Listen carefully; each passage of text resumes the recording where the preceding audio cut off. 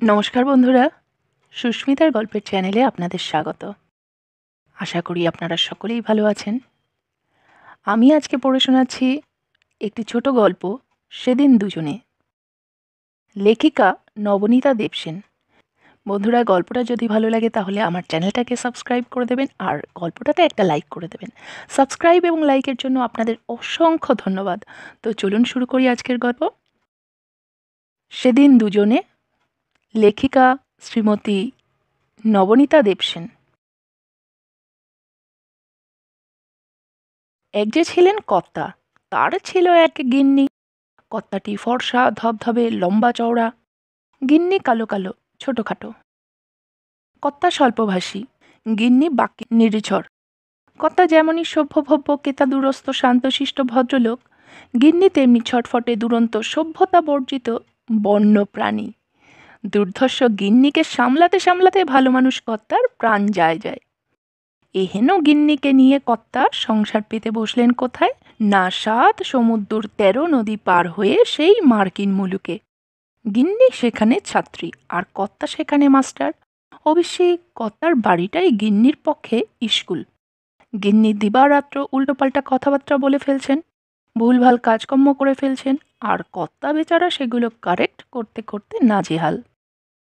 যেমন ধরুন, একজন অতিথি এলেন চমৎকার একটা নতুন কোট গায়ে দিয়ে।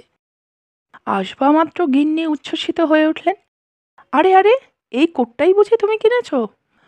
বাহ, অমুক দোকানের সেলে তো, আমিও এটা শো উইন্ডোতে দেখেছিলুম, নেব নেব ভেবেছিলুম, ইস কি সস্তাতেই দিচ্ছিল ওটা, কিন্তু শেষ পর্যন্ত নিলুম না, কেননা উনি বললেন রংটা বড্ড ক্যাটক্যাটে, বাঙাল মার্কা। তাই না গো? কর্তা গোড়া থেকেই টেবিলের তলা দিয়ে গিন্নির শ্রীচরণে সতর্কতামূলক মৃদু ঠক্কর দিচ্ছিলেন। এবার বোধহয় ততটা মৃদু আর রইল না, কেননা গিন্নি ককিয়ে উঠলেন, উহ, ও কি হচ্ছে, লাগে না বুঝি? তোমার পায়ে সুজুতো আর আমার পায়ে যে চটি। অম্লান বদনে কর্তা বললেন, ওহো, লেগে গেল নাকি, দুঃখিত। কিন্তু গিন্নি তাতেই যে থামবেন তা তো নয়। হা হা হা, তখন থেকে ইচ্ছে করে ধাক্কিয়ে ধাক্কিয়ে এখন আবার বলছো লেগে গেল নাকি, বারে মজা। এহেন ধর্মপত্নীকে জম্মের ভাত কাপড় প্রমিস করে ফেলে কোন পতিদেবতার প্রাণ ওষ্ঠাগত হবে না? কখন যে গিন্নি কি করে বসেন।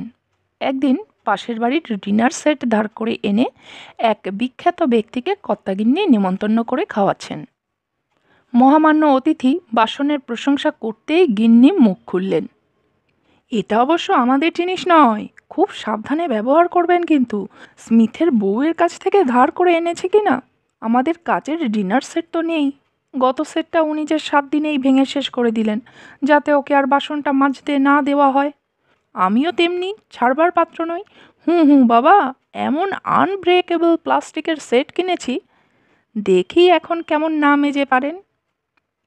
গিন্নির বাগ বিস্তারে কর্তা বেচারার মুখের চেহারাটি তখন ভেঙে ফেলা কাচের বাসনের মতোই, আর অতিথিদের মুখের চেহারা ততোধিক করুণ। তাদের মুখে আনব্রেকেবল প্লাস্টিকের হাসি। এহেন কর্তা গিন্নি একবার এরোপ্লেনে চড়ে আকাশের এক প্রান্ত থেকে আরেক প্রান্তে পাড়ি দিচ্ছেন। হেনকালে বাঁধিল প্রলয়, অর্থাৎ ঝড় উঠল। ওহ, সে কি তুমুল ঝড়, যার মার্কিনী নাম বৈদ্যুতিক ঝঞ্ঝাবাত্তা, ইলেকট্রিক স্টর্ম। যাত্রীরা প্রত্যেকে যে যার পেটে কোমরবন্ধ এঁটে ভয়ে কম্পমান।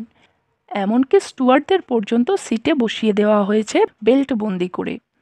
প্লেনটা নাগরদোলার মতো খেল দেখাচ্ছে, উপরে নিচে ডাইনে বাঁয়ে, যেন স্বাধীনতা দিবসের এয়ারফোর্সের শো দিচ্ছে।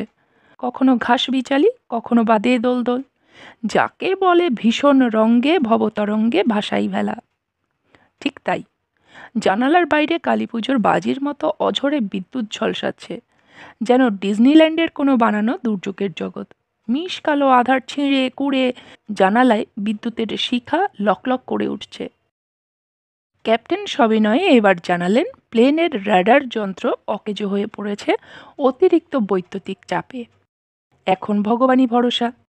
একবার তো প্লেনটা এমনই ওঠানামা শুরু করলো যে সিটের মাথার ওপরে সরু তাক থেকে ব্রিফকেস, হ্যাটকেস ইত্যাদি ধূপ ধাপ নিচে গড়িয়ে পড়তে লাগলো।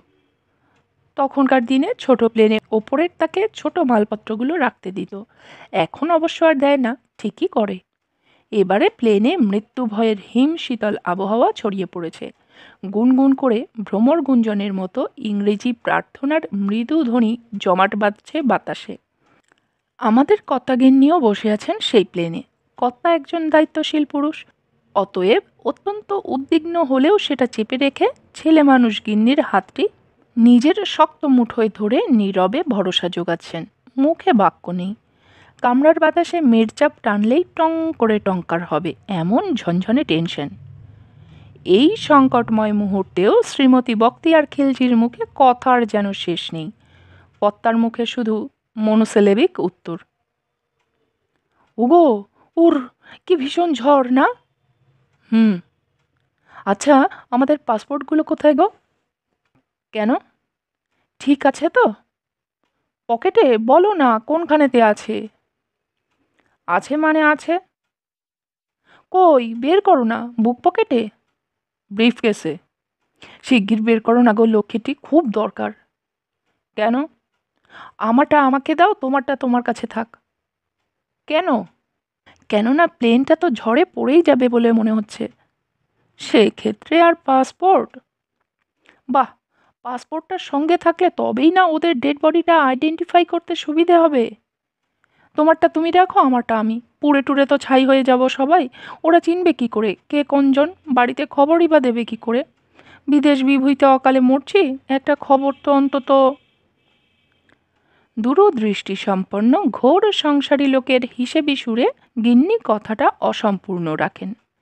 এত উদ্বেগেও হেসে ফেলেন কর্তা এবং ঝরঝর করে অনেকগুলো কথাও বলে ফেলেন একসঙ্গে, গিন্নির নিরেট নির্বুদ্ধিতায় চমৎকৃত হয়ে। দূর পাগলি, মানুষ পুড়ে যাবে আর পাসপোর্টগুলো বুঝি পুড়বে না? এমন কথা তোমাকে কে শেখালো? পাসপোর্ট বুঝি ফায়ার প্রুফ মেটেরিয়ালে তৈরি হয়? ওহো, তাই তো। গিন্নি এবার খুবই লজ্জিত, যার পর নাই অপ্রতিভ। সত্যিই তো, আগুন লাগলে পাসপোর্টও তো পুড়েই যাবে। তবে ইস, কি বোকা আমি। ওই একটা ব্ল্যাক বক্স না কি যেন, কেবল সেটাই পড়ে না শুনেছি। তার মধ্যে তো ঢোকা যাবে না। যাকগে, তার চেয়ে ওসব ভাবনা ছেড়ে দিয়ে আমি এখন বরং একটু ভগবানের নামই করি বাবা। কথায় বলে মরণকালে হরিনাম, তাই করি। হরে কৃষ্ণ কৃষ্ণ কৃষ্ণ হরে হরে। তারপরই কর্তার কী করণীয় সেই বিষয়ে বিশেষভাবে চিন্তিত হয়ে পড়েন গিন্নি। কিন্তু তুমি তো আর ভগবানে বিশ্বাস করো না, তুমি তাহলে কি করবে এখন? গিন্নি ভুরু কুঁচকে ঠোঁট কামড়ে চশমা নাকে নামিয়ে খানিক ভাবলেন। গভীর চিন্তায় নিমগ্ন হলেন বলা যায়। তারপরে ইউরেকা বলার মতো আবিষ্কারের আহ্লাদে উজ্জ্বল হয়ে উঠলেন। এক কাজ করো, তুমি বরং লিটল রেড বুকের বাণীগুলো মনে করো। ওই বইটা ঠিক গিন্নির খুদে লাল পকেট গীতার মতোই মিষ্টি দেখতে, হুবহু এক সাইজেরও। কর্তা এবার তেড়ে ফুঁড়ে ওঠেন। আজে বাজে ইয়ার্কি রাখো তো। ইডিয়েটের মতো যত রিয়াকশনারি রসিকতা। একটুখানি চুপ করে থাকবে? হ্যাঁ, একটু সিরিয়াস হও। For heaven sake hold your tongue and let me. হুঁ কি? লেট মি কি? চোখ গোল গোল করে ফিক ফিক হেসে বোকা গিন্নি একা একাই ইয়ার্কি মারেন। বাইরে তখন অন্ধকার খান খান করছে বিজলির উদ্দাম ঝলক, বাতাসের গতি সাইক্লোনিক। গিন্নি বলছেন, অবশ্যই হেভেন্স সেক নয়, গড সেক। এবার বিরক্তিতে চোখ বুজে ফেলেন কর্তা। ইনকারিজিবল। কর্তার রাগ লাল মুখখানা দেখে গিন্নি এবার হাঁপ ছেড়ে নিশ্চিন্ত হন। যাক বাবা, এই তো কর্তার নর্মাল ভোকাবুলারি ফিরে এসেছে, আতঙ্কটা তাহলে কেটেছে। হরে কৃষ্ণ কৃষ্ণ কৃষ্ণ হরে হরে। গিন্নি এবার কর্তার হাতটি মুঠোয় চেপে ধরেন।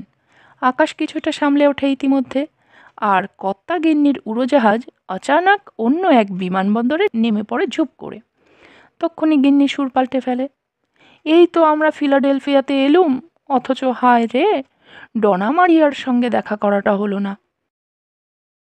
বলে কর্তার কানের কাছে অবিশ্রাম ঝিঝেট রাগিনীতে শোক গাথা গাইতে লাগলেন। অবশেষে আমি ক্লান্ত প্রাণ এক স্টাইলে কর্তা এই সান্ত্বনা বাক্যটি উচ্চারণ করলেন, নেক্সট ইলেকট্রিক স্টর্মের সময় নেমে গিয়ে তুমি তোমার বন্ধুর সঙ্গে দেখা করে গেলেই হবে। এই বলে তুমি আমাকে ফাঁকি দিচ্ছ? বলে গিন্নি ঠোঁট ফোলালেন। ততক্ষণে অল অ্যাওয়ার্ড হাঁক পড়েছে, ঝড় থেমে এসেছে, প্লেন উড়তে রাজি। কর্তাগিন্নি যখন সদ্য সংসারটি পাচ্ছেন তখন নিত্যই কিছু না কিছু ক্রাইসিস উৎপন্ন হতো। গিন্নির রান্নাবান্না শেখেননি তখনও, কিন্তু কর্তাটিকে দুটি রেঁধে বেড়ে দিতে হবে তো, নইলে আর গিন্নি কিসের। অতএব ভাতের ডেকচি উনুনে চড়িয়েই টেলিফোন। ললিতা, ছেড়ে দেবো এবার? কি ছাড়বি, সিনে ক্লাবের টিকিট? দূর, চাল রে চাল, ভাত হচ্ছে না? জল ফুটেছে? মানে? মানে জোরে ধোঁয়া বেরোচ্ছে, জলটাতে কি বেশ বুদবুদ হচ্ছে? ঢাকনা নজর করে দেখ দেখি ওঠাপড়া করছে কি না। ওহো, সেই জেমস ওয়াট, ধর দেখে আসছি। ফোন নামিয়ে গিন্নি হাঁড়ি পরীক্ষা করতে ছোটেন। কর্তাগিন্নির পবিত্র সংসার ধর্ম তখন এই স্টেজে। গিন্নিমার ছোটবেলায় দেশলাই জ্বালতে খুব ভয় করত। এখন রান্নাঘরে ঢুকে সেই ভয়টা একটু একটু করে কমে আসছিল। কিন্তু একটা ঘটনায় আবার গিন্নি পুনমুষিক হয়ে গেলেন। সেই গল্পটাই বলি। আগাগোড়া কাঠের তৈরি 3তলা বাড়ি, খুব পুরনো ধরনের গ্যাস উনুন সেখানে। এদেশের মতোই দেশলাই জেলে ধরাতে হয়, পাইলট ল্যাম্প নেই। সদ্য বিবাহিত কর্তাগিন্নি কপতি সম উচ্চ বৃক্ষ চূড়ে বাস করবেন বলে 3তলার চিলে কুঠুরিটা অল্প স্বল্প টাকাতে ভাড়া নিয়েছেন। মাস্টারমশাই হলে কি হবে, কর্তার বয়সটা তুচ্ছ-তাচ্ছিল্য করবার মতো, তাই মাইনেও বেশ তুচ্ছ-তাচ্ছিল্য করবার মতোই। তাই ঘর সাকুল্যে মাত্র 1.5 খানি। বড় ঘরখানি 5 কোণা, পঞ্চম কোণে একটু রান্নার ব্যবস্থা আছে। এই ঘরটা গিন্নির পছন্দ, কেননা ঘরের ঢালু ছাদ, অসম দেওয়াল এবং মেঝে প্রায়ই আশ্চর্য জায়গায় এসে পরস্পরের সঙ্গে হঠাৎ মিলিত হয়ে গেছে। বড় মজার এবড়ো খেবড়ো এই ঘরখানা। অদ্ভুত এলোমেলো তার গড়ন পেটন, কখনো পুরনো হয়ে যায় না, কোণা ঘুপচিতে ভরা। কর্তাটি লম্বা মানুষ, কিন্তু সাবধানী, তাই যখন তখন যেখানে সেখানে নেমে আসা ছাদে তার উঁচু মাথা কদাচ ঠুকে যায় না। অথচ ছোটখাটো গিন্নির মাথাটি অনবরত ঠুকে যেন আলু কাবলির ঠোঙা হয়ে গেছে, এতই তিনি অন্যমনস্ক। হরেক রকম রঙের টিন আর বুরুশ কিনে মনের সুখে আশা মিটিয়ে ছাদে দেয়ালে যত্রতত্র এতল বেতল রং করেছেন গিন্নি, আর তার সঙ্গে মিলিয়ে রং বেরঙের কুশনও কিনে এনে ঘরময় ছিটিয়েছেন আরামপ্রিয় কর্তা। ঘরখানাকে বড়ই সুখী দেখায়, বড় হাসি খুশি, জীবনের প্রথম সংসার, বড় যত্নে বড় আদরে দুজনে মিলে তাই 1.5 খানি কামরা সাজিয়েছেন গুছিয়েছেন মরা সেকেন্ড হ্যান্ড আসবাবপত্র আর জ্যান্ত কচি সবুজ গাছপালা দিয়ে। একটা গাছে মস্ত চওড়া সবুজ পাতার বাহার, আরেকটা গাছে বেগুনি ফুল ফুটে আছে থোকা। একটা খুদে গাছে খুদে কমলা লেবু টুনি বাল্বের মতো জ্বলছে, আর একটা ছোট লঙ্কা গাছে লাল টুকটুকে লঙ্কা ঝুমঝুম করছে। বসার ঘরে বাস, রান্না খাওয়া, বাসন মাজা, পড়াশুনো, আড্ডা, আরাম সব, আর আধখানা ঘরটাতে শোয়া। প্রকৃত অর্থেই শয়ন মন্দির সেটা, জোড়া খাটটি ছাড়া আর কিছুই ও ঘরে আঁটে না। অতি কষ্টে দেয়াল আলমারির পাল্লাটা ফাঁক করা যায়। বাথরুমে একটা বাঘ পেয়ে চটা ওঠা বাথটাব আছে, যা কেবল জাঙ্কিয়ার্ড আর মিউজিয়ামেই পাওয়া যায়। এখন সর্বত্র শাওয়ারের চল হয়েছে, আর বাথটাব মানেই টালি পোর্সিলেনের রাজকীয় ব্যাপার। এমনি একখানা খুরওয়ালা বাথটাব দিয়ে দিব্যি বাড়িটার বয়স মাপা যায়। গোটা বাড়িটাই খুব ছোট্ট, 2 কামরার। 3তলার চিলে কামরায় আমাদের বঙ্গজ কর্তাগিন্নি থাকেন, আর তাদের ঠিক নিচে দোতলার ফ্ল্যাটে 2জন সন্ডাগুন্ডা মার্কিনী ছাত্রের বাস। তারা একটু লরেল হার্ডির মতো, একজন দৈত্যাকৃতি, ইয়া 6.5 ফুট লম্বা, অন্যজন বেটে খাটো। তারা একদম মিশুকে নয়, দিনরাত্রি পড়াশোনা করে আর ফাঁক পেলেই ভালো রাঁধে। সিঁড়ি দিয়ে উঠতে কর্তাগিন্নির ঘ্রাণের অর্ধভোজনম হয়ে যায়। সবচেয়ে পুরানো বাসিন্দা থাকেন সবচেয়ে নিচে একতলায়, একা এক খুনখুনে থুত্তুরে বুড়ি। তার ফোকলা মুখের হাসি ভরা গুড মর্নিংটি গিন্নির বড়ই প্রিয়। বাড়িওয়ালার নিজের বাসা চার্লস নদীর ওপারের শহর বস্টনে। এই খেলনা বাড়িটি যতই ঝরঝরে হোক, কর্তাগিন্নির মনে দিব্যি ধরেছে এবং পকেটেও। সন্ধ্যাবেলা কলেজ থেকে ফিরে কর্তাটি এক কাপ গরম কফি আর একটি পড়ার বই হাতে করে তিনতলার ছাদের আরামকে দাঁড়ায় গা এলিয়ে পা দুটি $2 দামের টেবিলে তুলে দিয়ে $1.5 দামের স্ট্যান্ডিং ল্যাম্পটির আলোর তলায় গুছিয়ে বসেন। আর গিন্নি রান্নাঘরে অর্থাৎ 3 গজ তফাতে রান্নাবান্নার কোণটাতে দাঁড়িয়ে দাঁড়িয়ে কুটনো কোটেন, কুটুর কুটুর বাসন মাজেন, খুটুর খুটুর আর গড়গড় করে কথা বলেন। সারাদিন কলেজে কি হলো সেই সব। কর্তা বই পড়তে পড়তে হুঁ হাঁ করেন। কখনো কখনো ভুলভাল জায়গায় হুঁ বলে ফেললেই সর্বনাশ। তক্ষুনি গিন্নি পিছন ফিরে তাকান। ও, তুমি বই পড়ছো? কিছু শুনছিলে না? কর্তার অমনি ভয়ে বুক শুকিয়ে যায়, কিন্তু সেসব স্বীকার করার পাত্র তিনি নন।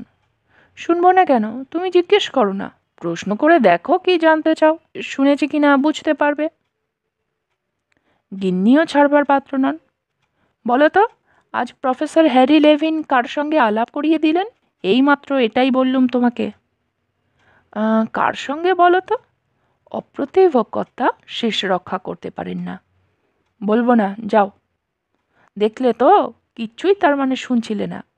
অভিমানে গলা বুজে আসে। গিন্নি ঠোঁট ফোলান। কর্তার কফিও শেষ। অগত্যা বই নামিয়ে টেবিল ঠেলে কর্তাকে এবার উঠতেই হয়। সম্মুখে কর্তব্য পালনের গুরুদায়িত্ব।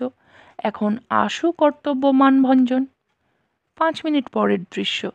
গিন্নি আবার গুনগুনিয়ে গল্প করছেন, কর্তা আবার ভুরু কুঁচকে বই পড়ছেন আর হুঁ হুঁ করছেন। সামনে নতুন কফির ধোয়া। সেদিনও এমনিই চলছিল। গিন্নি একসময় বললেন, দেশলাইটা একটু দাও তো। কর্তা 3 ইঞ্চি দীর্ঘ বিশাল কিচেন ম্যাচেস দিয়ে অনবরত চুরুটটাকে ধরাচ্ছিলেন। আজকাল আবার কফির সঙ্গে নতুন এটা জুটেছে। কর্তা সিগারেট ছেড়ে চুরুট খেতে শিখেছেন। কেননা চুরুট কর্তার কচি কচি চেহারায় বেশ একটা ওজন এনে দেয়। বেশ ভারিক্কি ভারিক্কি দেখায় মুখে মোটকা একখানা চার্চিল চুরুট গোজা থাকলে। কিন্তু ঝামেলাও কম নয়। একটু অন্যমনস্ক হলেই অভিমানী চুরুট নিভে যেতে চায়। কিছুতেই চুরুটটাকে একটানা জ্বলন্ত রাখার কায়দাটা আয়ত্ত হচ্ছে না কর্তার।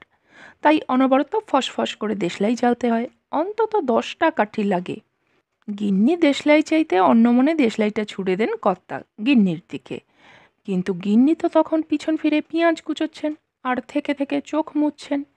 খানিকটা জল পেঁয়াজের জন্য আর বাকিটা 7 সমুদ্র 13 নদীর পাড়ে ফেলে আসা দুটো বুড়ো বুড়ির জন্য। আহা, সেই তো রাঁধতে শিখলাম, অথচ ওদের কোনোদিন রেঁধে খাওয়ানো হয়নি। কে জানে কবে পারবো। গিন্নি এইসব ভাবছেন আর চোখ মুছছেন আর পেঁয়াজ কুচোচ্ছেন। মহামান্য দেশলাইয়ের শুভাগমন টের পেলেন না।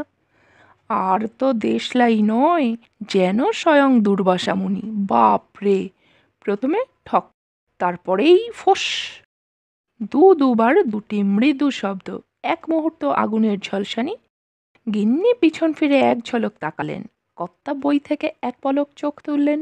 অমনি দুম! বিস্ফোরণের একটা চাপা গর্জন হয়েই বিপুল ধূম্রজালে বিশ্ব চরাচর সমাচ্ছন্ন। ঘরের ও প্রান্ত থেকে একটি আর্তরব উঠল। এই তো আমি পারফেক্টলি অল রাইট। তুমি? বলতে বলতেই রামভক্ত গিন্নি এক লম্ফে সরু টেবিলটা ডিঙিয়ে কর্তার বক্ষ লগ্না হন। গিন্নির বয়স 20-22-এর বেশি না। স্বভাবটা ঠিক চড়ুই পাখির মতো চঞ্চল। কিন্তু নিজের সম্পর্কে তার বদ্ধমূল ধারণা যে তিনি আস্ত একটি বোধিবৃক্ষ। তার তুল্য শান্ত, মাথা ঠান্ডা তথা প্রত্যুৎপন্নমতি ব্যক্তি ত্রিভুবনে বিরল। ত্রিভুবনে দ্বিতীয় কেউই অবশ্য গিন্নির এই অরিজিনাল ধারণাকে মদত দেন না। তার আত্মীয়, গুরুজন, ইয়ার বন্ধু কেউই না। বরং উল্টে তারা মনে করেন গিন্নি ট্যালা ক্যাবলা, অকারণে মাথা গরম করেন এবং কাণ্ডজ্ঞান শূন্য। পাগল ছাগলও বলে কেউ কেউ। বললে কি হবে, গিন্নি কিন্তু আত্মবিশ্বাসে অটল। অমন কাকে কান নিয়ে যাওয়া প্রকৃতি তার নয়। গিন্নি লোকের মন্দ কথায় কদাচও কান দেন না। তিনি অনেকবার লক্ষ্য করে দেখেছেন, পদে পদে মাথাটা গরম হলেও বিপদে আপদে মাথাটা ঠিক ঠান্ডা হয়ে যায়। যেমন সেবার এরোপ্লেনের বিজলি ঝঞ্ঝার মধ্যে, এবারেও তাই। কর্তাকে সান্ত্বনা দিয়ে নেক্সট মুভ হিসেবে গিন্নি দৌড়ে নিজের ভারী ওভারকোটটি এনে ছুঁড়ে দেন আগুনে। অবশ্য আগুন টাগুন দেখা যাচ্ছে না, ধোঁয়ায় ধোঁয়া ঘর, দম আটকে আসছে। তবে কথায় বলে, যেখানেই ধোঁয়া আছে সেখানেই অগ্নি। তারপর গিন্নির হাত ধরে টানতে টানতে কর্তা ফ্ল্যাট থেকে বেরিয়ে পড়েন। যাবার আগে সাবধানে দৌড়গুলো সব টেনে দিয়ে যান, যাতে আগুনটা সারা বাড়িতে ছড়িয়ে না পড়ে। যেন আগুনের অভ্যেস, ভদ্রলোকের মতো দরজা দিয়ে বেরিয়ে কলিং বেল টিপে অন্যের বাড়িতে ঢোকে। মুচমুচে পলকা কাঠের বাড়ি তো, যতগৃহের দশা হতে সময় লাগে না। চটপট অন্যান্য বাসিন্দাদের খবর দেওয়া দরকার, কিন্তু তার আগেই আগুনে পশমের কম্বল চাপা দেওয়ার নিয়ম। পশমের কম্বল বাড়িতে একটাও নেই। সেন্ট্রাল হিটিং আছে বলে এ বাড়ির কম্বলগুলো সমস্তই নাইলনের। নাইলন তো বেশি বেশি জ্বালানি যোগায়। সেটা খেয়াল করে গিন্নি সে কম্বল না ছুঁড়ে কোট ছুঁড়েছেন, সেটা কিনা পিওর উলের। এই প্রত্যুৎপন্ন মতিত্বের জন্য সিঁড়ি দিয়ে দৌড়াতে দৌড়াতে গিন্নিকে একটু পিঠ চাপড়ে বাহবা না দিয়ে পারলেন না কর্তা। সেই সঙ্গে বলে দিলেন, দোতলায় গিয়ে কথাবার্তা যা বলার আমি বলবো কিন্তু। কর্তার কাছে বাহবা পেয়ে গিন্নি খুব খুশি। তার মধ্যেই দুঃখ দুঃখ প্রাণে একটু ভাবলেন, আহা, অত দামি কোটটা এতক্ষণে ছাই হয়ে যাচ্ছে। কিন্তু প্রশ্নটা যেখানে মানুষের জীবন মরণের, সেখানে একটা তুচ্ছ কোটের মরণ বাচন নিয়ে ভাবলে চলবে কেন? দোতলায় নেমেই গিন্নি ভুলে ছাত্রদের বদ্ধ দুয়ারে দমাদ্দম প্রচণ্ড ধাক্কা দিয়ে গেলেন। বাড়ির জানালা দরজা কেঁপে ওঠে ঝনঝরিয়ে।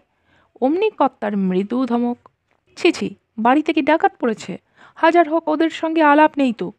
তিনি তো সামাজিক আদব কায়দা সম্পন্ন মার্জিত ভদ্রলোক, গিন্নি হলেনই বা বুনো প্রাণী। কর্তার শত বিপদেও সৌজন্য হারিয়ে ফেলেননি। কিঞ্চিত লজ্জা পেলেও গিন্নি বলতে ছাড়েন না, আহা, ডাকাত না পড়ুক, আগুন তো লেগেছে। আমরা কি পাড়া বেড়াতে এসেছি নাকি? অতিকায় দীর্ঘদেহ কিশোরটি দৌড় খুলে তেতো হাসল। হায়! হাহাকার নয় অবশ্য, প্রীতি সম্ভাষণ। হ্যালো, সহসাই কর্তা বললেন। Can I help you? আরও হাসি। কর্তা আরও হাসেন। গিন্নি কেঁদে ফেলেন। আর কি, ঘরে আগুন লেগেছে, সময় বহিয়া যায় নদীর স্রোতের প্রায়। এই সংকটের মুহূর্তে হাই হ্যালো করে লোকলৌকিকতা করে কেউ, এই কি ভদ্রতার সময়? গিন্নির মুখের চেহারাতেই বোধহয় SOS বার্তা লেখা ছিল, অথবা তার দৌড় ঠেঙানির ধরনে। সাহেব ব্যস্তস্বরে নিজেই বলল, do you have any problem? কর্তা ভদ্রতায় গলে গিয়ে বললেন, ধন্য ধন্য, ভয়ের যদিও কোনো কারণ নেই, কিন্তু there is no cause for panic, but. অকস্মাৎ গোমড়া হয়ে গেল ব্যায়ামবীর ছেলেটার শ্বশ্রগুম্ফহীন হাসি। তারপর 6.5 ফুট শরীরটা দুমড়ে মুচড়ে মুখখানা কর্তার মুখের খুব কাছে নামিয়ে এনে ভুরু পাকিয়ে খিঁচিয়ে উঠল, panic? Why should I panic, man? কর্তাটিও দমবার নন, হলেনই বা 5 ফুট 10.5 ইঞ্চি। হাস্যবদনে সংযত কণ্ঠে তিনি জবাব দেন, that's right, you should not panic, but there is a small fire upstair. অর্থাৎ কিনা ভয়ের কিছুই নেই, বাড়িতে কেবল যৎ সামান্য আগুন লেগে গেছে। এই সৌজন্যপূর্ণ সংবাদটি শোনা মাত্র ছেলেটার মুখের চেহারা পাল্টে যায়। ভয়ার্থ গলায় চেঁচিয়ে ওঠে, কি বললেন? আগুন? Did you say a fire? Stevie, Stevie, there's a fire upstairs. এবং তৎক্ষণাৎ দমাদ্দম শব্দে ধরিত্রী প্রকম্পিত করে কাঠের সিঁড়ি প্রায় ভাঙতে ভাঙতে ওপরে উঠতে থাকে। তার পেছনে পেছনে কর্তা গিন্নি সিঁড়ি ভাঙতে ভাঙতে ওপরে ছোটেন, ঊর্ধ্বপানে ছোটেন। আর তাদের পশ্চাতে পশ্চাতে ছুটতে ছুটতে আসে স্টিভি নামক বেঁটে ছাত্রটি। তার হাতে একটা খুন্তি, সেও ডিনার রাঁধছিল মনে হয়। উঠে গিয়ে দৌড় ঠেলাঠেলি শুরু করেছে দৈত্যাকৃতি ছেলেটা। দৌড় আর খোলে না। এদিকে অজস্র ধোঁয়া বেরোচ্ছে তার ফাঁক দিয়ে। ছেলে দুটোর কাঁধের ধাক্কায় দৌড় যখন ভাঙো ভাঙো, তখন সন্তর্পণে তাদের একটু ঠেলে সরিয়ে, নাও প্লিজ লেট মি ট্রাই বলে কর্তা এগিয়ে যান এবং পকেট থেকে চাবিটি বের করেন। ও হো হো বলে একটা কাতর হাল ছাড়া শব্দ বেরোয় ছেলে দুটির মুখ থেকে এবং খুট করে দরজা খুলে যায়। Just imagine, Stevie, All the while he had that key. And অপ্রস্তুত স্বরে কর্তামশাই কৈফিয়ত দেন, আমাকে তো আপনারা সুযোগই দিচ্ছিলেন না খুলতে, আমি কি করব? গিন্নি ভেবেছিলেন ঘরে ঢুকে দেখবেন সিনেমায় দেখা অগ্নিকাণ্ডের দৃশ্যের মতো ঘরময় লকলক করছে লাল হলুদ আগুন, যাকে বলে লেলিহান অগ্নিশিখার খেলা। চেয়ার টেবিলগুলো পটপট শব্দে পুড়ছে, পর্দাগুলো দাউ দাউ করে জ্বলছে, আর ফোমের কুশনগুলি ধিকি ধিকি। আহারে, কমলালেবু গাছ আর লঙ্কা গাছটার জন্য খুব মায়া হয় গিন্নির। এগুলো যে জ্যান্ত ফলন্ত জিনিস। দরজা খুলে দেখা গেল সম্পূর্ণ ভিন্ন এক শান্তিময় দৃশ্য। একই লাবণ্যে পূর্ণ প্রাণ ও প্রাণেশ হয়ে কেবল মেঝের একটা জায়গা থেকে ঘোরতর ধোঁয়া নির্গত হচ্ছে, সেখানে মোটা শতরঞ্চিটা ক্রমাগত পুড়ছে, খুবই লোকালাইজড ধোঁয়া। ঠিক তার পাশেই কোটটা শান্ত হয়ে শুয়ে আছে পোষা কুকুরের মতো। ঘরে কোনোই শান্তিভঙ্গের লক্ষণ নেই, সব ঠিকঠাক। প্লেটে কুচো পেঁয়াজের পাশে গিন্নির ছুরি মজুত, টিপয়ে কর্তার কফির পাশে খোলা অর্থনীতির বই, খুদে কমলালেবু, লাল লঙ্কা, হাসি হাসি মুখে যে যার টপ থেকে কর্তা গিন্নিকে অভ্যর্থনা জানালো। হায়, আহ্লাদে গিন্নির চোখে জল এসে যায়। আহ, জীবন কত সুন্দর, ভগবান কত ভালো। কপালের ঘাম মুছে ছেলে দুটো বলল, ঈশ্বরকে ধন্যবাদ, কি বাঁচানি বেঁচেছেন। দয়া করে ভবিষ্যতে আর দেশলাই ছোড়াছুড়ি করবেন না, ওটি বড়ই বিপজ্জনক খেলা। এদেশে কিচেন মাচেস সেফটি মাচেস হয় না। কর্তা নাক কুঁচকে বললেন, আমাদের দেশে কিন্তু সব দেশলাই সেফটি মাচেস হয়। ছেলেটি গিন্নির কোটটি মেঝে থেকে তুলে পিসি সরকারের মতো ঝেড়ে ঝুড়ে দেখল যে এত আগুনেও তাতে একটি ফুটো পর্যন্ত হয়নি।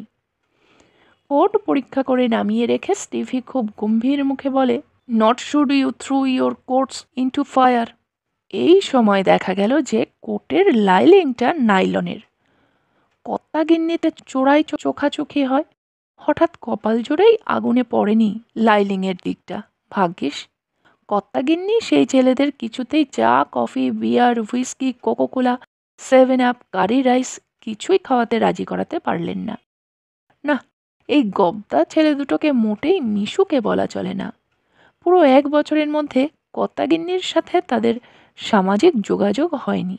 সামাজিক যোগাযোগ হয়নি, কিন্তু অসামাজিক যোগাযোগ একবার একটা ঘটেছিল।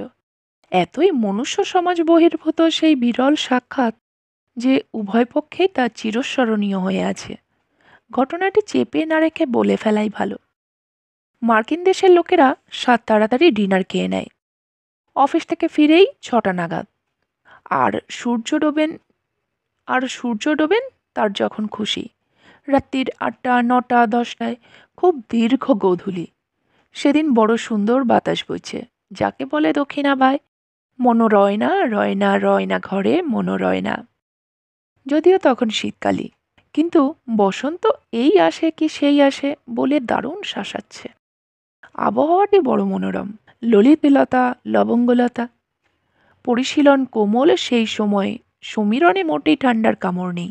কর্তাগিন্নি ভাবলেন, অহ, কি অপরূপ বসন্ত সন্ধ্যা।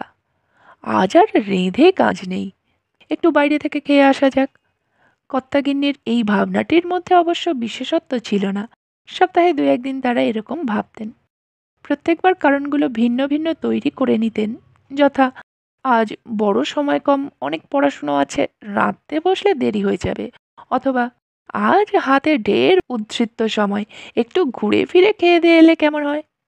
আসল কারণ দুটি। প্রথমত, গিন্নি সদ্য রান্না শিখেছেন, তখনও ঠিক রন্ধনে দ্রৌপদী হননি। একদিন রান্না ফেল করে যায়, মুখে তোলা যায় না। দয়ার সাগর কর্তা যদিও তা স্বীকার করতে চান না, তবু তখন ডিম, রুটি, বেকন দিয়েই ডিনারের ফার্স্ট ব্রেক করতে হয়। দ্বিতীয় কারণটি আরও জোরালো। বাড়ির পাশেই দুটো যার পর নাই সস্তা খাবারের দোকান আছে, একটি গ্রিক, অন্যটি চীনে। দোকান দুটি প্রধানত দেউলিয়া ভবঘুরে ভিখারিদের জন্য হলেও গরিব কর্তাগিন্নির মুখে সেই রান্না লাগতো অমৃত সমান।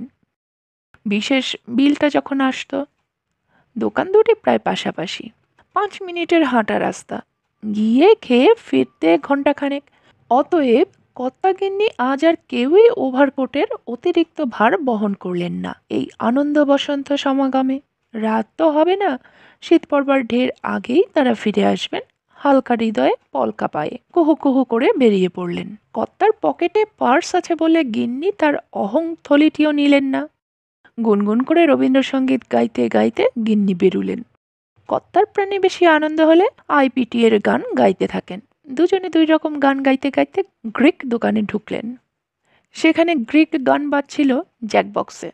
গিন্নি মেনু দেখতে দেখতে বললেন, আহা, এখানে পয়সা ফেললে যদি রবীন্দ্রসঙ্গীত হতো সেটা ভালো হতো না বিশেষ, বরং যদি পথে নামো সাথী বাজতো কিংবা ইন্টারন্যাশনাল।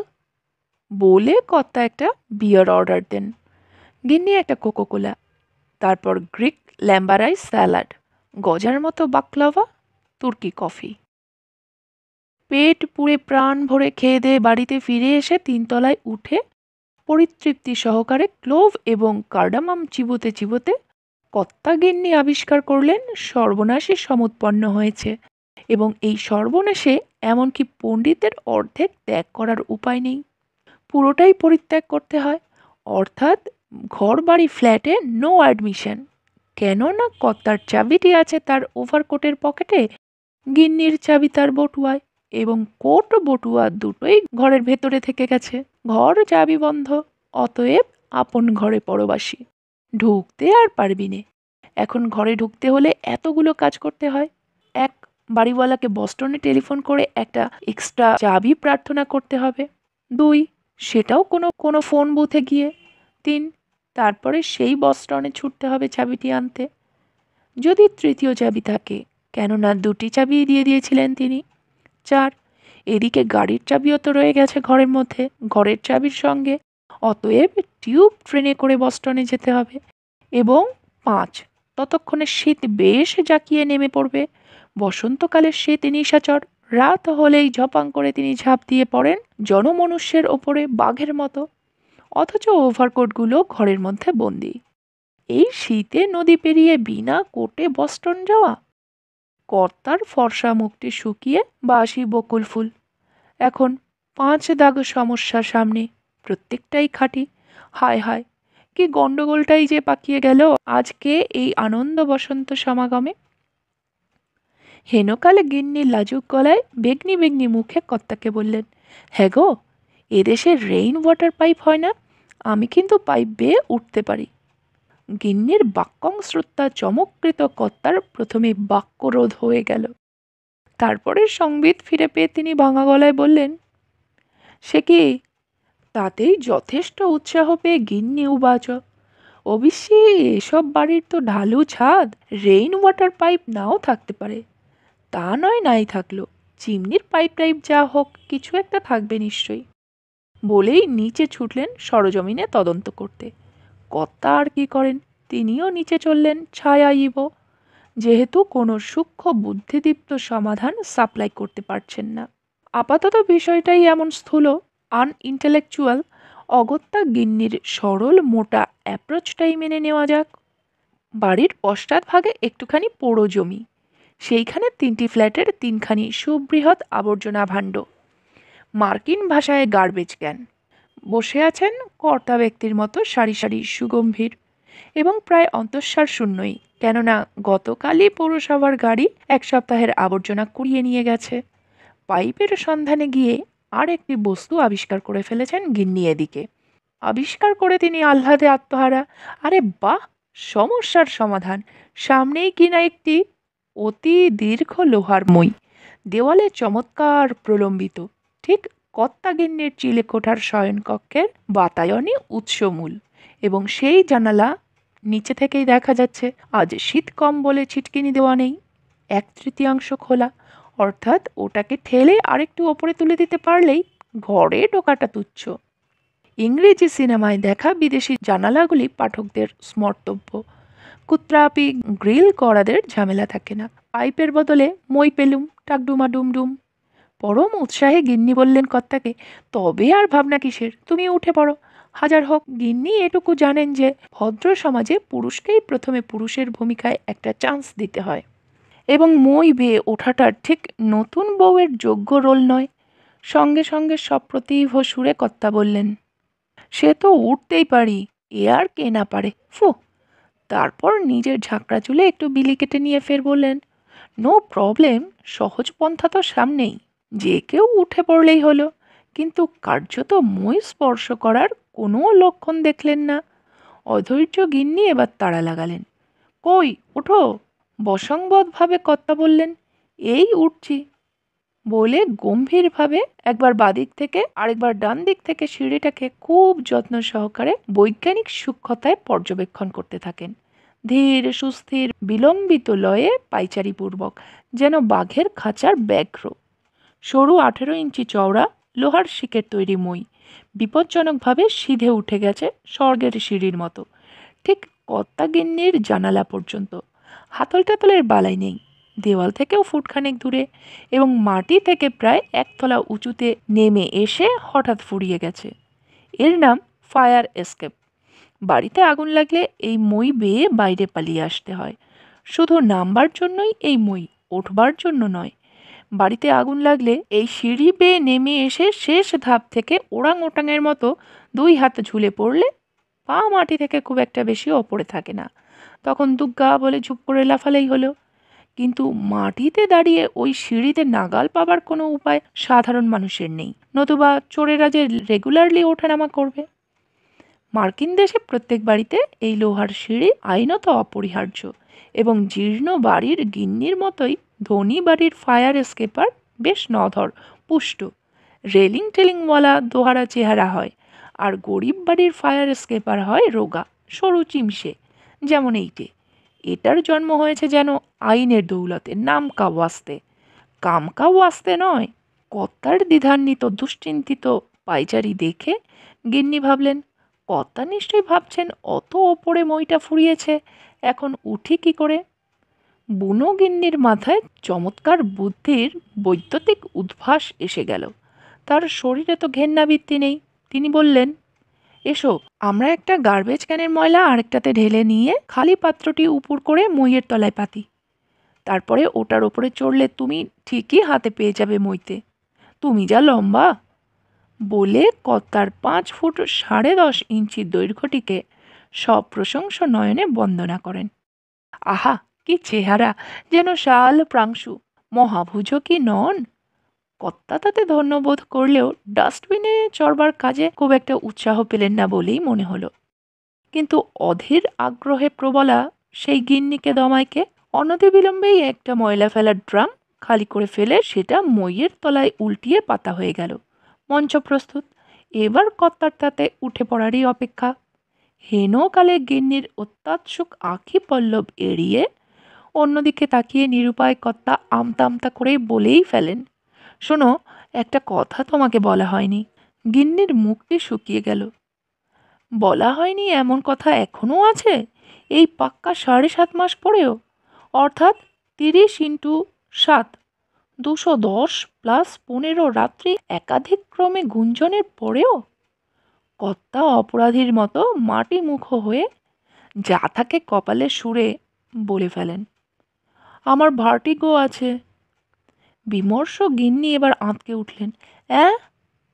গিন্নি অকাতরে কাতরে ওঠেন, যেন ফিসিলিস। সে কি গো, সে তো একটা ভয়ঙ্কর হিংস্র মনের রোগ, যা খুনিদের থাকে। শুনেছি হিচককের ভার্টিগো নামে একটা ছবিতে এক স্বামী স্ত্রী।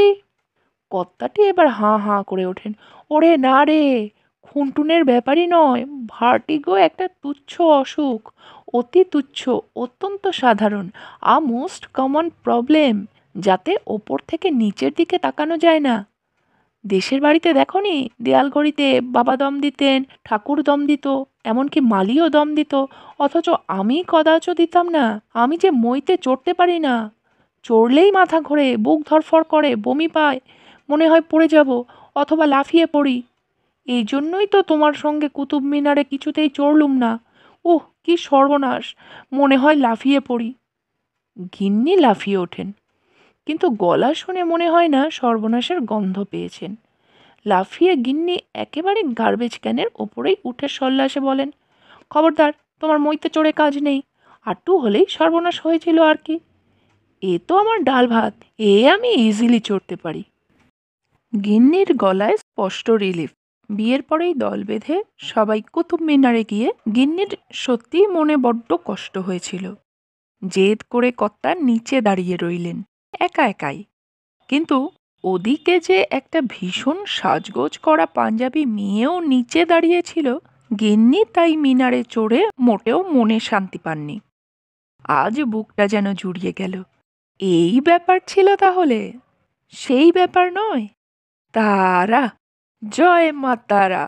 গিন্নি হঠাৎ মনে মনে তার পিতৃদেবের মতো হুঙ্কার দিয়ে ওঠেন। তারা, ব্রহ্মময়ী মা গো, বাঁচা গেল। ১.৫ মাস আগেই কর্তাগিন্নির বিবাহের অর্ধবর্ষ পূর্তি জয়ন্তী উৎসব হয়ে গেছে বটে, কিন্তু দেখা যাচ্ছে এখনো গেল না আধার। কত কি জানা বাকি, পরস্পরকে ভালো করে চেনাই হয়নি। এই সংকট মুহূর্তে গিন্নি প্রথম জানলেন তার সর্বশক্তিমান কর্তা একটা জিনিস পারেন না। আর কর্তা অবগত হলেন যে গিন্নি সেইটে তো পারেনি, পরন্তু আরেকটা জিনিসও পারেন। গিন্নি জানলেন তার কর্তা মইতে চড়তে অপরাগ, এবং কর্তাও এই প্রথম জানলেন যে গিন্নিটি রেইন ওয়াটার পাইপ বাইতে ওস্তাদ। দুজনেই দেখা হলো। মধুযামিনী রে, হলে কি হবে, গিন্নির আঙুলের ডগাটুকুও পৌঁছালো না মইয়ের শেষ ধাপ পর্যন্ত। পায়ের তো প্রশ্নই নেই। তখন পুরুষ জাতির সম্মান রক্ষার্থে কর্তাও উঠে পড়লেন উল্টানো আবর্জনা পাত্রের পৃষ্ঠদেশে। উদ্বিগ্ন গিন্নির মনে একটি ছবি ভেসে এলো। আচ্ছা, একটু একটু কিষ্কিন্ধার রাজার মতো দেখাচ্ছে না তো গো আমাদের? কিন্তু কর্তা কেজো মানুষ, ওসব নান্দনিক অপভাবনার তার সময় নেই। দূর, যত উটকো ভাবনা, বলে কর্তা ততক্ষণে গিন্নিকে দুহাতে শক্ত করে শূন্যে তুলে ধরেছেন এবং টারজানের মতো অবলীলাক্রমে গিন্নির শাখা নোয়া পড়া হাত দুটি মই ধরে ঝুলে পড়েছে। তারপর কর্তার স্বেচ্ছা নিবেদিত স্কন্ধ দেশে পদস্থাপন পূর্বক নববধূ মইতে পা তোলেন আরেকটা প্যারালাল বারের কায়দায়। বীর পুরুষ কর্তামশাইয়ের মুখ ফসকে এই সময় একটি মৃদু অস্ফুট আর্তনাদ নিষ্ক্রান্ত হলো।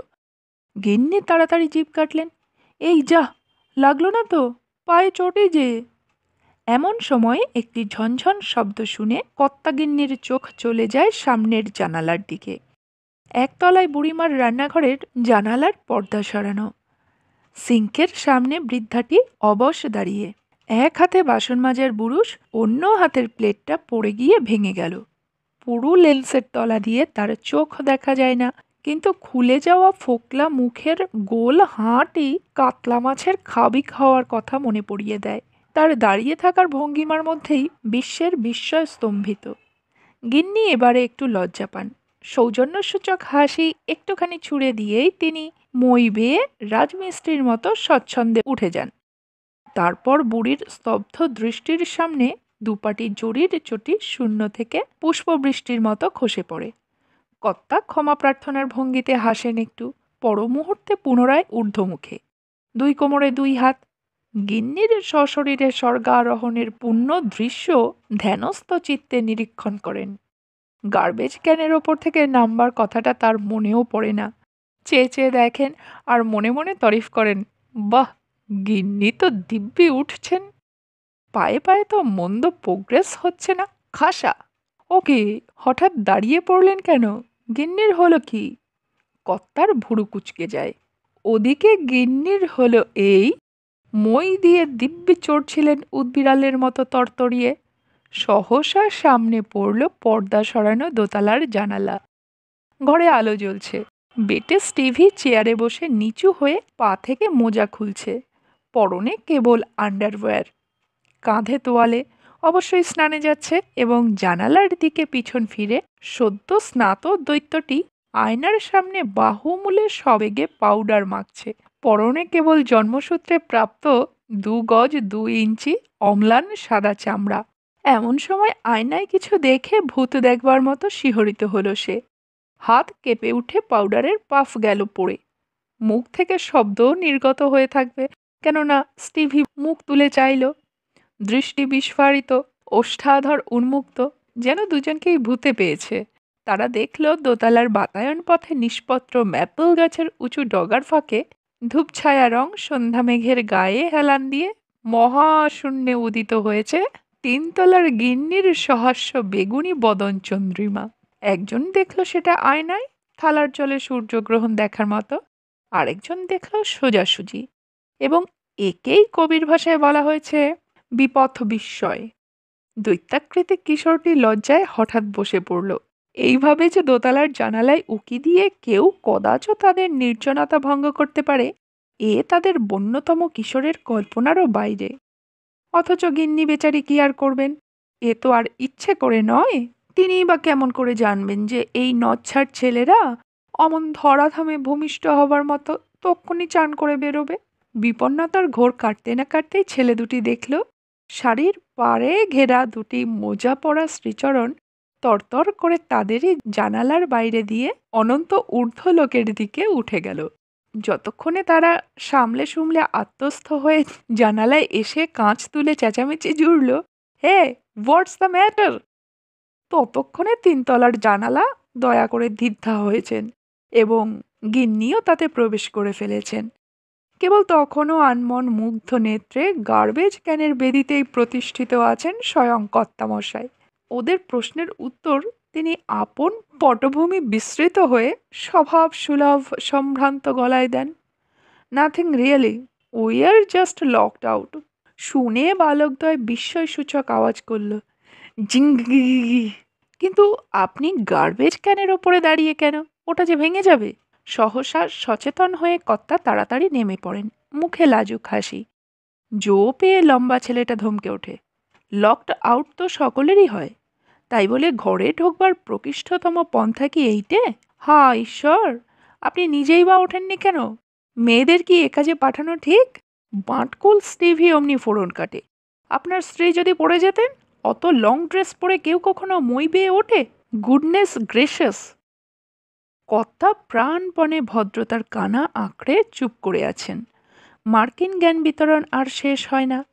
কে আর স্নান করে বেরিয়েই অরক্ষিত অবস্থায় সন্ধ্যের আবছায়ায় দোতলার খোলা জানালায় শূন্যে উড়ন্ত নারী মূর্তি দেখলে খুশি হয়? স্টিভি বলে, এর চেয়ে আপনারা একটা ডুপ্লিকেট চাবি নিচের তলার বৃদ্ধা মহিলার কাছে জমা রাখেন না কেন? জগতে আর সবাই যা করে, আমরাও যা করেছি। কর্তা কোনো উত্তর ভাববার আগেই ঠং করে একটা চাবি শূন্য থেকে এসে পড়ল গার্বেজ ক্যানের মাথায়, তারপরেই ছিটকে গিয়ে মাটিতে। কর্তা চটপট কুড়িয়ে নিয়ে পকেটে ভরেন। ঝিঙ্গি!